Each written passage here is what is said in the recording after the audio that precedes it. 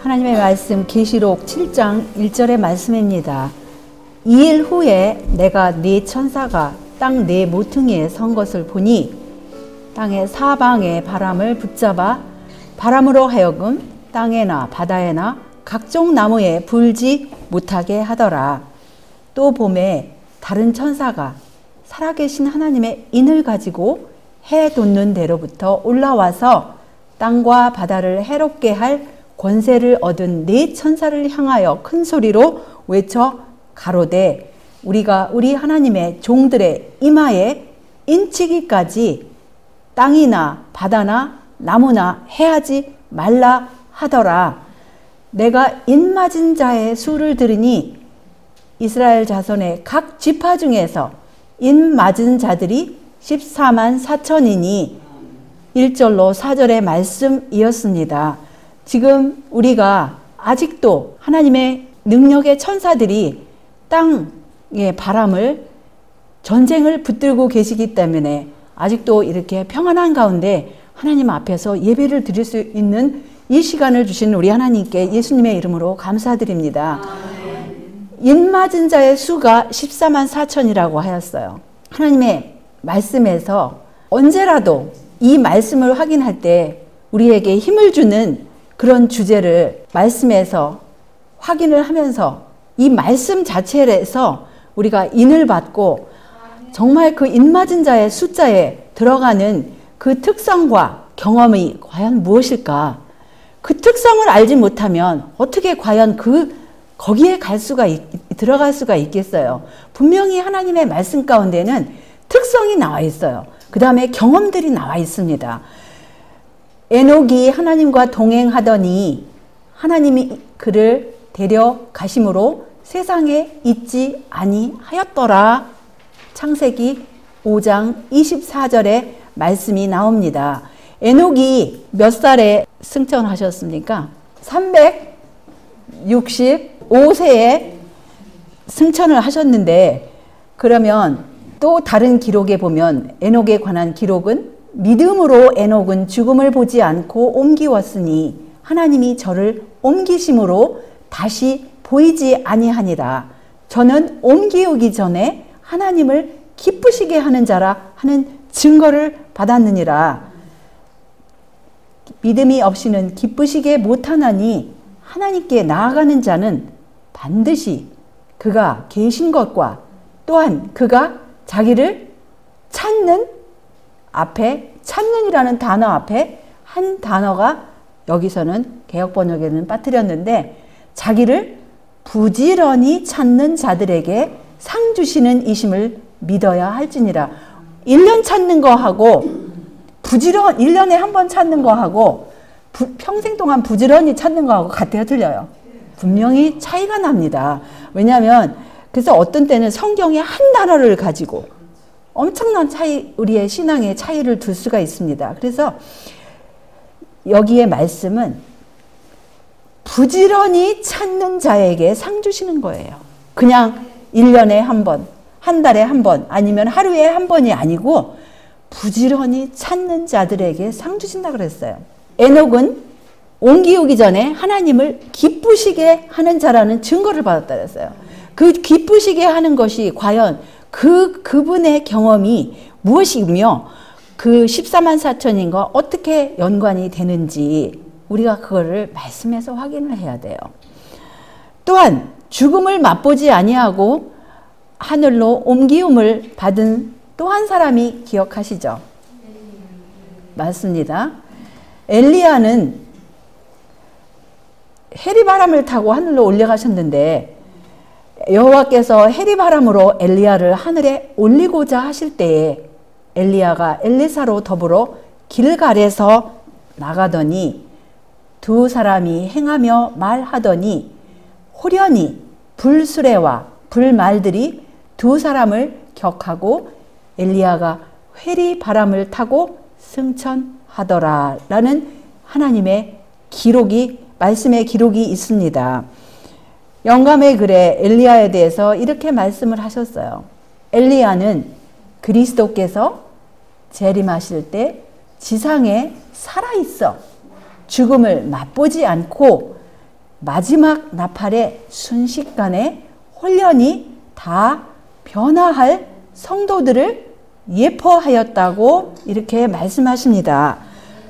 거기에 대해서 사도 바울도 분명히 같은 동일한 깨달음을 가진 사도 바울의 글, 하나님의 영감으로 쓰여진 사도 바울의 편지서 가운데 주께서 호령과 천사장의 소리와 하나님의 나팔로 친히 하늘로 조차 강림하시리니 그리스도 안에서 죽은 자들이 먼저 일어나고 그 후에 우리 살아남은 자도 저희와 함께 구름 속으로 끌어올려 공중에서 주를 영접하게 하시리니 그리하여 우리가 항상 주와 함께 있으리라고 이렇게 기록을 하셨습니다.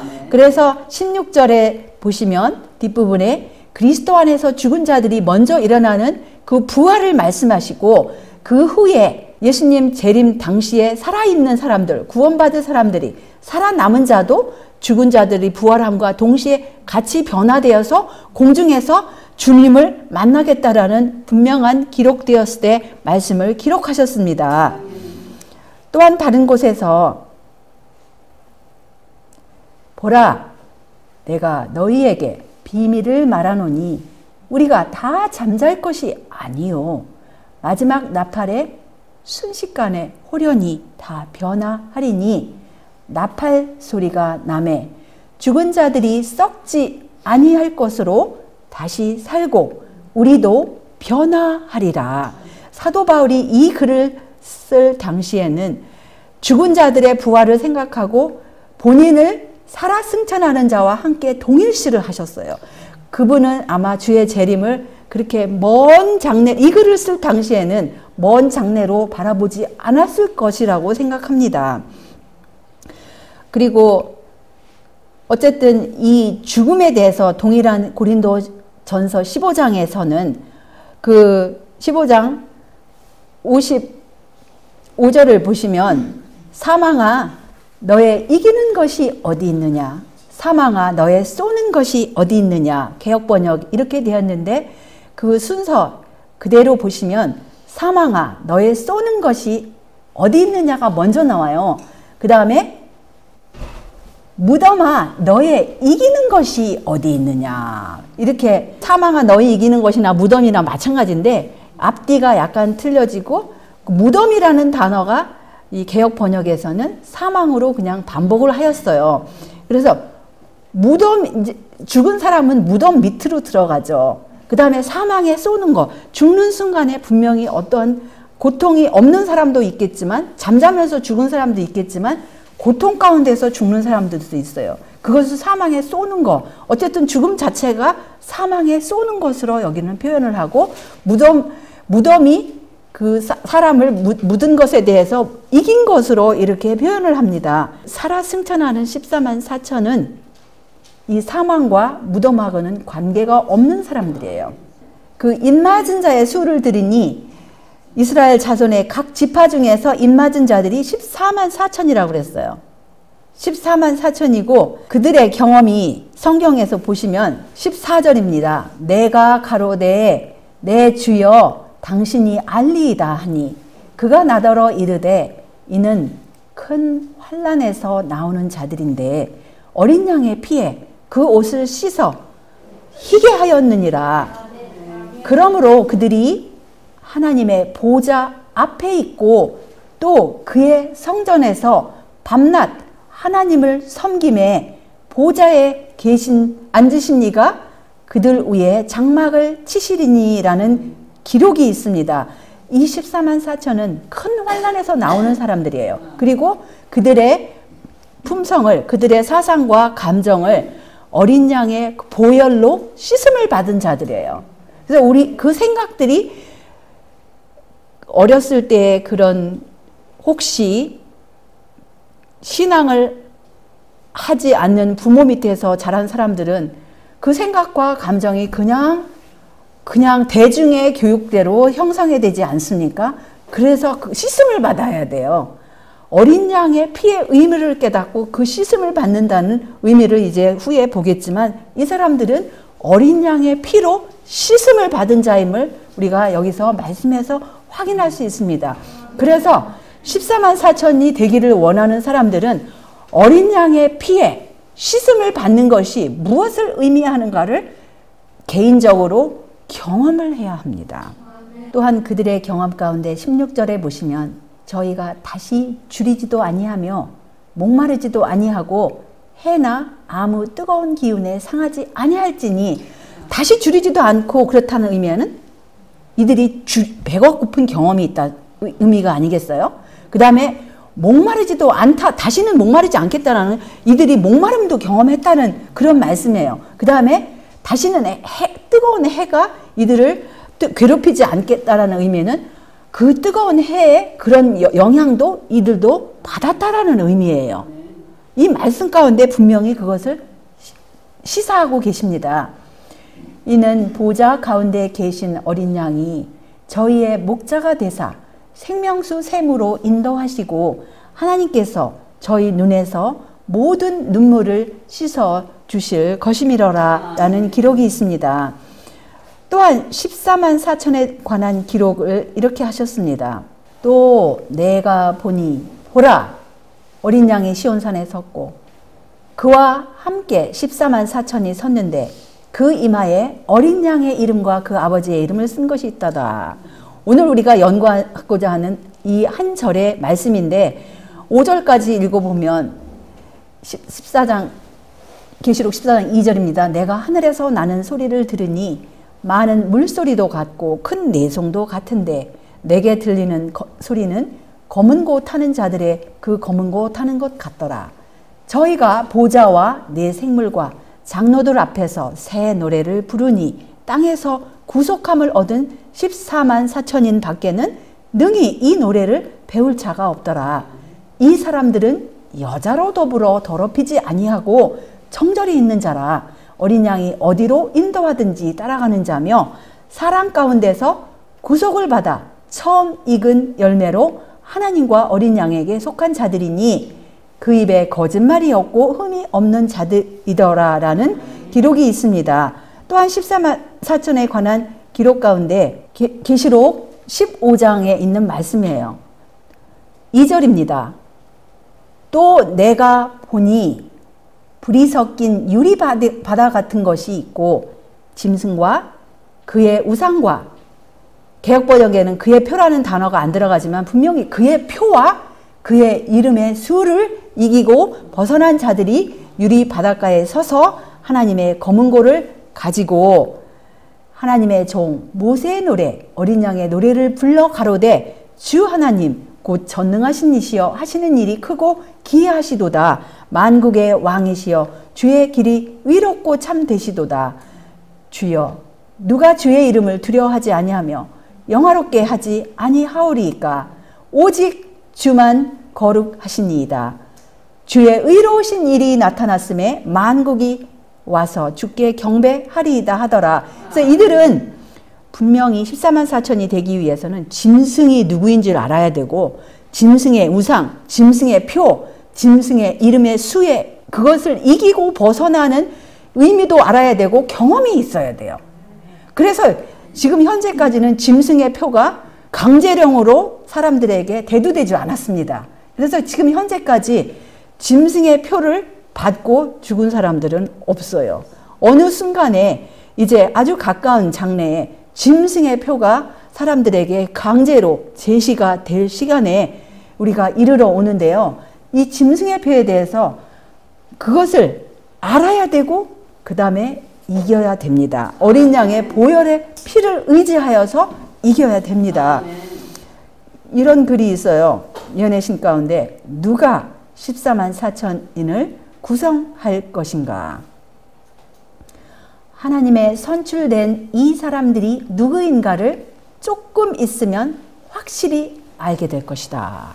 물론 이게 이제 이론적으로도 알아야 되고 짐승의 표가 대두될 때 이렇게 그 표를 이긴 사람들이 누군지 알게 될 것이라는 말씀입니다. 하나님께서 우리에게 주신 모든 능력을 가지고 14만 4천 가운데 들도록 힘쓰자라는 말씀이 영문 교회지남에 처음에 실렸습니다. 그래서 하나님께서는 이 마지막 때에 사는 자녀들에게, 하나님의 자녀들에게 이것을 지금 권장하시는 거예요. 14만 4천에 들어가도록 힘을 쓰라고 지금 말씀을 하십니다. 그리고 또한 영감의 글에 이런 말씀이 있습니다. 계시록 14장은 깊은 흥미의 한 장이다. 우리는 이 성경 말씀의 모든 뜻을 곧 깨닫게 될 것이다. 계시자 요한에게 주어진 기별들은 분명한 말로 반복될 것이다. 그래서 여기 오늘날 그 14만 4천에 대해서 여러 종파들이, 기독교 안에서도 여러 종파가 있지 않습니까? 여러 종파들이 또 뭐 이런저런 교회 안에서 14만 4천에 대한 해석들이 여러 부분들이 있어요. 그런데 여기서는 모든 뜻을 곧 깨달아 안다라는 것은 말씀하고 일치가 돼야 돼요. 분명히. 그 다음에 분명한 말은 하나님의 말씀밖에 없어요. 인간의 말로 설명을 하면 그거는 단지 인간의 말이지 기록되었을 때 말씀만이 분명하지 않습니까? 그래서 우리가 14만 4천에 대해서 알기 위해서는 분명한 말씀, 하나님의 말씀으로 뒷받침이 될 때야만 여기서는 답이 나옵니다. 또 영감에 그래서 이 계시록 14장 1절로 5절을 인용하시면서 이런 말씀하셨어요. 이 성경 말씀은 마지막 시대에 사는 하나님의 백성들의 특성을 나타내는 말씀이다. 마지막 시대에 사는 하나님의 백성들의 특성을 나타내는 그 절들이 계시록 14장 1절로 5절의 말씀입니다. 그래서 오늘은 특별히 계시록 14장을 이해하는 것은 우리들의 특권이에요. 마지막 때에 분명히 하나님께서 이 모든 뜻을 다 깨닫게 될 것이라는 약속을 주셨습니다. 그래서 오늘은 조목조목 이 계시록 14장 1절의 단어 하나하나를 놓고 무엇이 여기에 포함되었는지를 말씀에서 분명한 하나님의 말씀에서 우리가 확인을 받고 말씀으로 인침을 받는 그런 귀한 시간이 되시기를 예수님의 이름으로 기원합니다. 아멘. 또 내가 보니 보라 어린 양이 시온산에 섰고 그와 함께 14만 4천이 섰는데 그 이마에 어린 양의 이름과 그 아버지의 이름을 쓴 것이 있도다 라고 하였는데 지금 계시록 14장 1절에서 지금 계시록을 기록하신 분은 사랑의 사도 요한이에요. 반모섬에 추방되었을 때 예수님께서 전달해 주신 것을 천사를 통하여서 다 기록을 한 글이 계시록입니다. 근데 14장 1절에서 보라 어린 양이 시온산에 섰다라고 기록을 합니다. 똑같은 사랑의 사도가 기록한 복음이 있어요. 요한복음이 있어요. 계시록도 있고 요한복음도 있고 또 요한 서신들 1, 2, 3서가 있어요. 근데 이 비슷한 말씀, 동일한 말씀이 보라 어린 양이 시온산에 섰고 보라라는 보라 어린 양 그 말씀들 익히 아시는 말씀들을 우리 하나님의 말씀 가운데서 보라 하나님의 어린 양이로다. 그냥 하나님의 어린 양이 아니에요. 보라고 초청을 하세요. 보라고. 보라라는 의미는 좀 자세히 관찰하고 좀 깨달으라는 거예요. 여기서도 이거는 이제 침례의 요한이 외친 말씀인데 기록은 하나님께서 사랑의 사도 요한을 통해서 기록하셨어요. 1장 29절을 보시면 이튿날 요한이 예수께서 자기에게 나오심을 보고 가로되 보라 세상 죄를 지고 가는 하나님의 어린 양이로다 이렇게 말씀하세요. 예수님을 바라보고 보라 세상 죄를 지고 가는 하나님의 어린 양이라고 하셔요. 그 다음에 예수의 다니심을 보고 말하되 보라 하나님의 어린 양이로다 36절에서 또 이렇게 말씀을 하십니다. 그런데 그 말씀이 이 어린 양에 관한 말씀이 구약과 신약에 여러 군데 있습니다. 그 중에 대표적인 것 이사야 53장 7절에 보시면 그가 곤욕을 당하여 괴로울 때에도 그 입을 열지 아니하였으며 마치 도수장으로 끌려가는 어린 양과 털 깎는 자 앞에 잠잠한 양같이 그 입을 열지 아니하였도다. 큰 음성으로 가로되 죽임을 당하신 어린 양이 능력과 부와 지혜와 힘과 존귀와 영광과 찬송을 받으시기에 합당하도다 하더라. 그래서 보라, 어린 양이 시온산에 섰고, 이 말씀들이 다 지금 연결된 거예요. 계시록 14장 1절 전에 어린 양에 대해서 13장 8절에 뭐라고 기록을 하셨냐면 죽임을 당한 어린 양의 생명책의 창세 이후로 농명되지 못하고 이 땅에 사는 자들은 다 짐승에게 경배하리라는 이 말씀이 있는데, 이 개역 번역에 이것을 보면 사람들이 무슨 의미일까 좀 약간 알 듯 말 듯 이게 무슨 그런데 순서가 약간 틀렸어요. 직역을 하면 이렇습니다. 그 원어의 직역은 바로 밑부분이에요. 창세로부터 죽임을 당한 어린 양의 생명책에 농명되지 못하고 이 땅에 사는 자들은 다 짐승에게 경배하리라고 말씀하셨습니다. 창세로부터 죽임을 당했다는 의미가 무엇일까요? 하나님 아버지와 예수님께서 구속의 계획을 이루셨을 때 이미 죄 지은 인류를 위해서 죽음을 각오하신 그것을 지금 창세로부터라고 이렇게 말씀을 하고 계시는 것입니다. 하나님께서 사람을 창조하시기 이전에 사람이 타락할 줄 아시면서도 창조를 하셨어요. 그 계획을 다 미리부터 세워놓으셨습니다. 그래서 구약시대에 이 어린 양, 얼마나 많은 어린 양들이 제사 제도에서 희생양으로 희생이 되었습니까? 무엇을 의미합니까? 아담과 하와가 우리의 첫 부모님이에요. 아담과 하와 하면은 사람들이 생각할 때 나하고는 관계없는 저 먼 옛날에 죄 지은 부부들, 그래서 좀 멸시하잖아요, 사람들이. 그런데 아닙니다. 우리의 부모님이에요. 근데 많은 경우에 있어서 아담과 하와를 아주 별도로 취급해요. 자기하고 상관없는 어떤 특별한 인종으로 취급을 하는데 아니에요. 우리 부모님의 부모님의 부모님의 부모님의 부모님으로 거슬러 올라가세요. 진짜 사람들이 우리의 생각은 너무나 좁아요. 우리의 생각은 너무 눈에 보이는 자기 자신하고 옆에 요 가까이밖에는 못 봐요. 멀리도 볼 수 있고 가까이도 볼 수 있는 그런 시력이 필요합니다. 우리의 부모님은 아담과 하와예요. 그래서 아담과 하와가 죄 지은 이후로 그들 스스로는 하나님께 다시 회복될 가능성이 있어요, 없어요? 없어요. 그 죄 지은 상태로서는. 그 다음에 그들이 본성이 변한 그 상태로는 도무지 그들이 예수님께 하나님께 나아갈 수 없는 그러한 본성으로 변했습니다. 거기서 태어난 모든 자녀들 거룩한 본성으로 태어날까요? 아니면 어떤 본성으로 태어날까요? 똑같은 본성으로 태어나요. 그러니까 우리 예수님께서 말씀하시기를 옛날 이스라엘 백성들은 이스라엘 백성으로 태어나면 그냥 무조건 하늘나라에 가는 것으로 그렇게 생각을 했습니다. 그래서 이스라엘 이외의 민족들은 구원받지 못할 민족들, 자기들은 그냥 자기 부모님이 히브리인이기 때문에 무조건 하늘나라 가는 것으로 이런 사상이 꽉 박혔어요. 그래서 오늘날도 똑같은 사상이 있지 않습니까? 모태교인. 모태교인 하면 무조건 다 그냥 저절로 하늘나라 가는 이런 것으로 사람들이 생각을 해요. 그런데 예수님께서 니고데모는 그 당시 이스라엘 민족의 지도자였어요. 영적 지도자였어요. 그분이 자기가 영적 지도자라도 마음 가운데 갈급함이 있어요. 그래서 몰래 밤중에 사람들이 보지 않는 그 틈을 타서 예수님을 방문하였어요.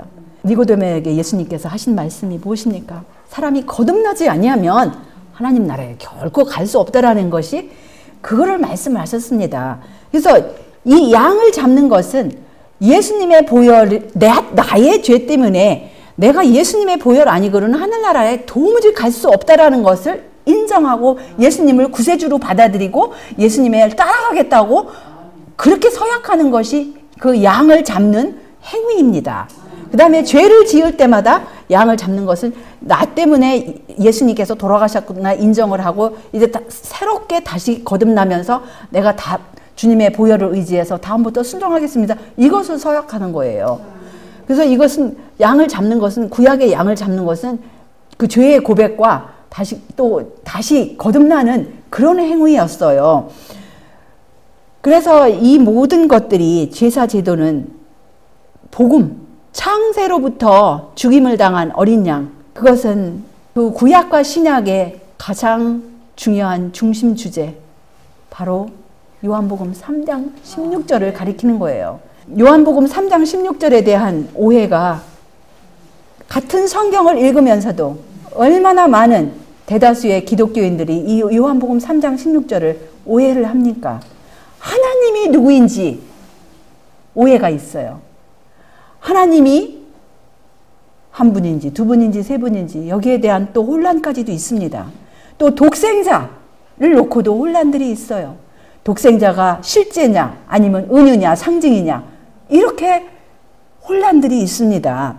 그 다음에 독생자를 받아들이는 것, 이 기독교인들조차도 오늘날조차도 우리의 타락한 본성이 거듭나야 함을 강조하지 아니하고 그냥 선택만 하면은 무조건 된다라는, 거듭나지 않은 그 타락한 본성으로 선택한 선택이 무슨 선택이겠어요? 다 이기적인 선택밖에 더해요.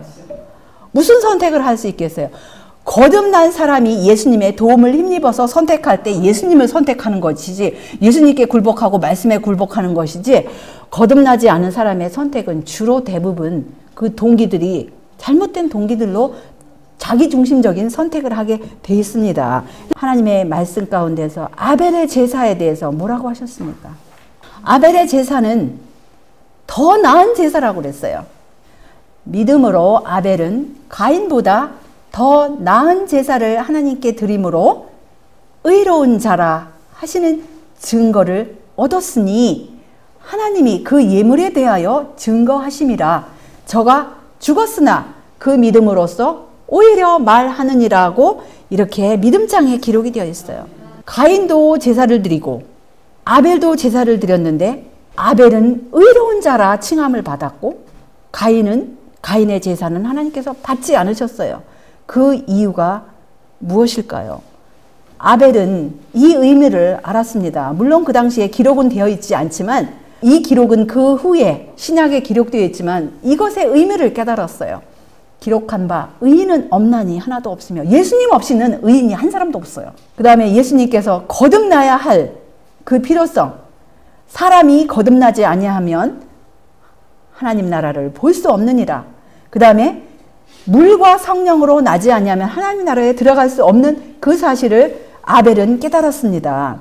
아벨이 깨달은 내용은 모든 사람이 죄를 범하였음에 하나님의 영광에 이르지 못하더니 그리스도 예수 안에 있는 구속으로 말미암아 하나님의 은혜로 값 없이 의롭다 하심을 얻은 자 되었느니라. 그런즉 우리가 믿음으로 말미암아 율법을 폐하느뇨? 그럴 수 없느니라. 도리어 율법을 굳게 세우느니라 라는 그 내용, 똑같은 이 영감이 기록되지는 않았지만 그 당시에 이건 신약이기 때문에 기록되지 않았지만 그 마음에 이런 내용을 누구에게서 들었습니까?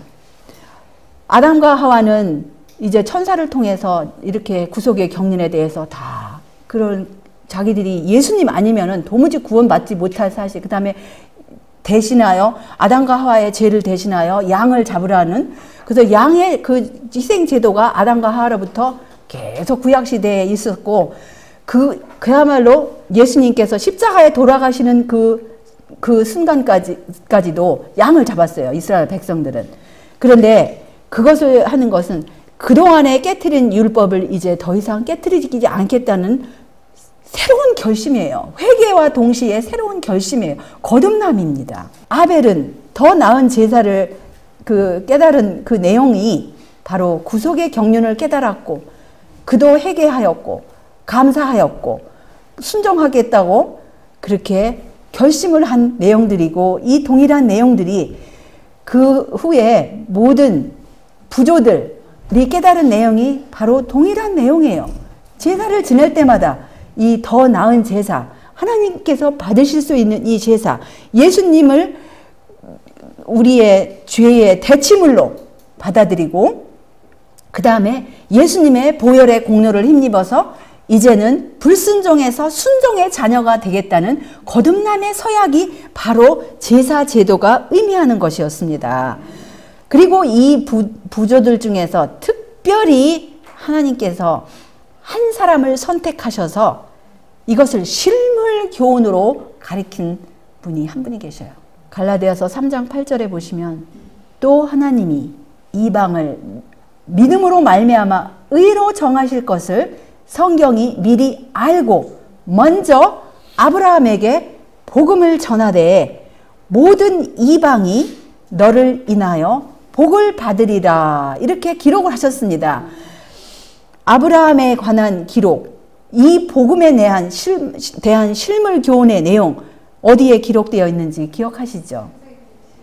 네, 맞습니다. 창세기 22장에 보시면 이 하나님께서 독생자를 제물로 바치라는 명령을 하시고, 아브라함이 고민 가운데 투쟁하면서 이렇게 그 길을 걸어가면서 독생자를 죽이려 하는 찰나에 이제 됐다고 부르짖지 않으셨습니까?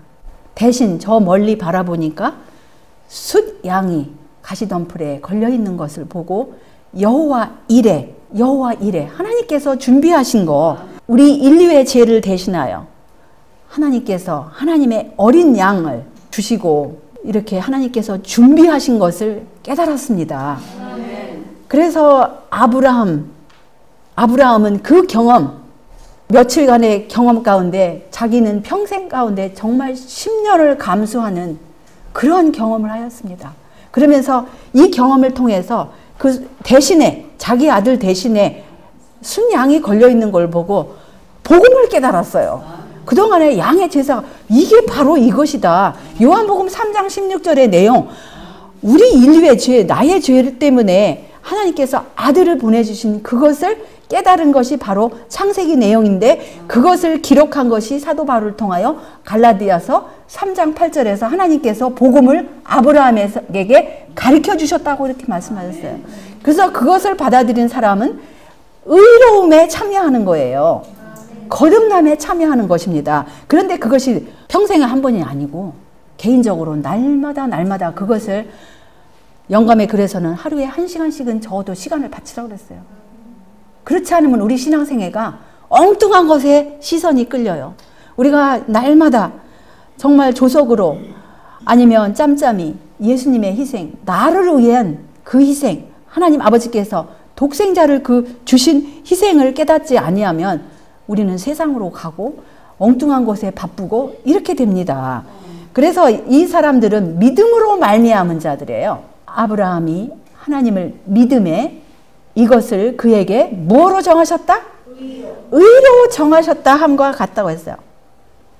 하나님께서 우리 각자의 죄를 위해서 독생자를 주신 그것을 믿었을 때 의로 정하셨다. 그런즉 믿음으로 말미암은 자들은 아브라함의 아들인 줄 알지어다. 우리의 혈통은 직접적으로 히브리 혈통은 아니지만 믿음으로 말미암았을 때 우리는 영적 이스라엘이 되는 것입니다. 아브라함의 자녀들이 되는 거예요. 그래서 여기 말씀하신 그 내용이 먼저 하나님께서 아브라함에게 복음을 실물 교훈에 참여하게 함으로써 그 고통, 아브라함 아버지 된 아브라함이 이삭 아들을 내어주면서 하나님 아버지께서 그 독생자를 내어주시면서 겪으신 고통을 체험하면서 깨달은 내용이 바로 성경 전체의 가장 귀중한 교훈, 구원받을 자가 반드시 깨달아야 할 그 내용을 아브라함은 깨달았습니다. 그 동일한 내용이 바로 14만 4천이 분명히 깨달아야 돼요. 그거 깨닫지 않고 14만 4천에 1절도 참여하지 못해요. 2절, 3절, 4절, 5절까지 경험이 있는데 1절 첫 부분도 참여하지 못합니다. 그래서 우리는 분명히 아브라함이 깨달았던 그 믿음으로 말미암는 의의 기별을 우리는 분명히 깨달아야 합니다. 그러므로 믿음으로 말미암은 자는 믿음이 있는 아브라함과 함께 복을 받느니라. 그런데 맨 마지막에 복을 받는 그 그룹이 바로 14만 4천인입니다. 그들은 살아서 승천하는 그 무리에 들어갈 것입니다. 너희가 알거니와 베드로전서 1장 18절에요. 너희 조상의 유전한 망령된 행실에서 구속된 것은 은이나 금같이 없어질 것으로 한 것이 아니요 오직 흠 없고 점 없는 어린 양 같은 그리스도의 보배로운 피로 한 것이니라. 그는 창세 전부터 미리 알리신 바 된 자나 이 말세에 너희를 위하여 나타내신 바 되었으니, 그래서 창세 전부터 하나님 아버지와 예수님께서 구속의 경륜을 그 아버지와 아들 둘 사이에 평화의 의논이 있었던 스가랴서 6장 13절의 말씀을 여기서 깨닫고 기록하신 내용이 바로 베드로전서 1장 18절로 20절의 내용입니다. 그런데 어린 양이 시온산에 섰다 그랬어요. 시온산에 섰다라는 의미가 무엇일까요? 시온산에 무엇이 안치되어 있었습니까? 맞습니다. 시온산에 안치된 것이 무엇이었을까요? 다윗이 전에 예루살렘에서 하나님의 궤를 위하여 장막을 쳤었으므로 그 궤는 다윗이 이미 기럇 여아림에서부터 위하여 예비한 곳으로 메어 올렸고, 이에 솔로몬이 여호와의 언약궤를 다윗성 곧 어디서? 시온에서 메어 올리고자 하여 이스라엘 장로들과 모든 지파의 두목 곧 이스라엘 자손의 족장들을 다 예루살렘으로 소집하니. 그래서 시온하면 먼저 생각하는 것이 하나님의 언약궤가 있었던 것. 근데 언약궤는 그냥 방주 같은 그런 상자인데 그것을 그냥 그걸로만 생각하면 안 돼요. 언약궤 안에 무엇이 있었습니까? 하나님의 십계명이 있던 것이에요. 그 성경 말씀이 바로 미가서 4장 2절에 보시면 곧 많은 이방이 가며 이르기를 오라 우리가 여호와의 산에 올라가서 야곱의 하나님의 전에 이르자 그가 그 도로 우리에게 가르치실 것이라. 우리가 그 길로 행하리라 하리니 이는 율법이 어디서부터? 시온에서부터 나올 것이요 여호와의 말씀이 예루살렘에서부터 나올 것임이라. 그래서 시온하면 언약궤가 있었던 것, 하나님의 율법이 안치된 언약궤가 있었던 곳입니다. 동일한 말씀이 이사야 2장 3절에도 있어요. 똑같은 말씀이죠. 율법이 시온에서 나오고 여호와의 말씀이 예루살렘에서 나온다고 하셨습니다. 그래서 어린 양이 시온산에 섰다라는 의미는 그 어린 양이 시온산에 선 거는 예수님께서 십자가에 돌아가신 이유는 하나님의 십계명을 인류가 어겼기 때문에 그 십계명을 다시 한번 더 확실하게 예수님께서 희생한 의미를 깨닫게 하기 위해서 요한이 달리 기록할 수도 있어요. 다른 방식으로. 예수님이 시온산에 섰다 아니면 그리스도께서 시온산에 섰다 이렇게 하실 수도 있는데 어린 양이 시온산에 섰다 그랬어요. 그것은 예수님께서 보혈을 흘리신 의미가 바로 인류가 바로 우리 모두가 하나님의 율법의 원칙을 우리 본성 가운데서부터 벌써 삐뚤어진 본성으로 태어났을 뿐만 아니라 그렇게 태어났을 뿐만 아니라 잘못된 선택, 예수님 없이 선택한 그런 모든 죄들을 다 포함하는 것이에요. 근데 그 죄 때문에 돌아가셨는데 시온산에 섰어요. 율법 때문에 돌아가시고 율법을 지키게 하기 위해서 서신 것입니다. 그런데 예수님과 함께 누가 섰습니까? 14만 4천이 섰다고 그랬어요. 그래서 이 의미는 우리 14만 4천이 되기 위해서는 완전히 이거는 아주 각인이 돼야 돼요. 어린 양이 시온산에 섰는데 어린 양과 함께 서는 거예요. 14만 4천이는. 그래서 그 십자가의 의미를 24만 4천이는 깨닫고 하나님의 십계명의 조목조목의 그 사항들이 이 사람들의 생애 가운데, 생각 가운데, 품성 가운데 완전히 기록이 되어 있어요. 이 사람들이 14만 4천이에요. 완전히 그것이 기록이 되어 있으면은 이 사람들의 생애 가운데는 계명을 순종하는 것이 기쁨과 즐거움이 되지 않겠습니까? 그래서 어린 양이 시온산에 선 그것을 우리가 보면 어린 양은 생각하면 구속의 경륜과 회개와 감사와 순종이 나와야 되고 시온산은 하나님의 율법을 우리가 생각해야 합니다. 저는 이 시간에 계시록 14장 1절을 다 마치려고 하였는데 이 시간은 우리가 여기서 이제 마치는 것으로 하고 우리 모두가 정말 이 어린 양이 시온산에 선 것을 바라봐야 돼요. 바라볼 뿐만 아니라 그 의미를 깨닫고 함께 서 있어야 돼요.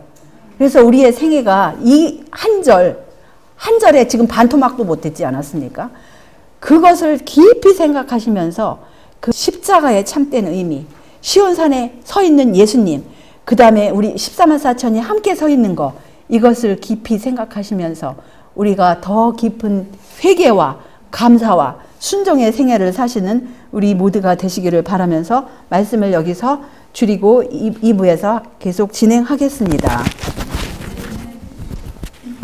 하늘에 계신 우리들의 아버지, 우리 주님의 은혜, 주님의 무한하신 그 희생, 사랑, 이 시간을 통하여 다시 한번 우리 마음 가운데 각인시켜 주심을 인하여 진심으로 감사와 찬양을 올리옵나이다. 사랑의 사도가 그 감동을 받아서 기록한 이 글, 보라 어린 양이 시온산에 섰고 또 그와 함께 14만 4천이 섰는데 그 이마에 어린 양의 이름과 하나님의 이름을 기록한 것이 있도다라고 기록을 하셨습니다. 주여, 우리들 어린 양의 그 깊은 의미, 창세로부터 이미 계획하신 그 구속의 경륜, 우리의 부모, 첫 부모님 아담과 하와의 모든 자녀들을 포함한 그 계획에 우리들까지도 포함시켜 주셨사오니 참으로 감사합니다.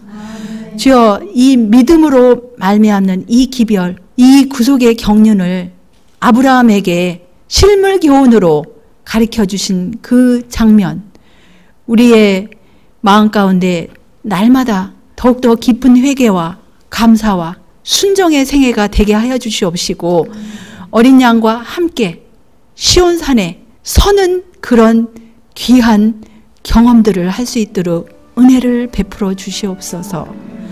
우리가 앞으로 남은 생에 우리의 시간들을 우리 주님께서 주의 성령의 감화 감동으로 인도하여 주실 때에 우리의 존재가 이 땅에 태어난 그 이유가 헛되지 않도록 은혜를 베풀어 주시옵기를 우리 구세주 예수님의 귀하신 성을 의지하여 간절히 기도 올려옵나이다.